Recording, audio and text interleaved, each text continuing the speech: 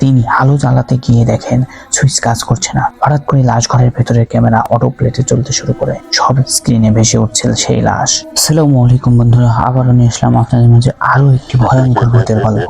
লাশ ঘরের room number 13। ঢাকার এক সরকারি হাসপাতালে লাশ ঘরে ছিল একটা রুম নম্বর 13। নিয়ম অনুযায়ী ওই রুমে কোনো লাশ রাখা হতো না। সবাই বলতো যাদের ওইখানে রাখা হয়েছে তারা আর নীরব থাকে না। নবাগত ডাক্তার সাইম এসব ভূতের কাহিনী বিশ্বাস করতো না। একদিন একটা অজানা পরিচয়ের লাশ আসে। কোনো আইডি নেই, মুখ পুরো পুড়ে গেছে। জায়গা না থাকায় রুম 13তে রাখা হয়। সাইম নিজের হাতে সেই লাশ রাখে রুমে। কিছু হয়নি। রাতে ডিউটির সময় তিনি শুনতে পান ধাতব কিছু ঘষার শব্দ। একটু পর দরজা খুলে হালকা ঠান্ডা বাতাসের সঙ্গে কেমন একটা পোড়া মাংসের গন্ধ এসে নাকে লাগে। তিনি আলো জ্বালাতে গিয়ে দেখেন সুইচ কাজ করছে না।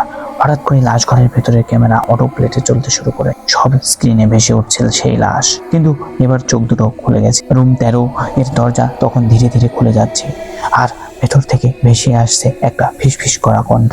ডাক্তার, আমার অপারেশন তো শেষ হয়নি। সাহেব দৌড়ে বাইরে বেরিয়ে আসেন, কিন্তু হাসপাতালের মোট দরজা তখন অদৃশ্য হয়ে গেছে।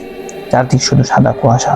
ফোনে টাইম ফ্রিজ হয়ে গেছে 13টা 13। পরদিন হাসপাতালের লোকজন দেখে রুম 13তে পড়ে আছে একটা পুড়ে যাওয়া লাশ, আর তার পাশে নাম লেখা ডাক্তার সায়েম।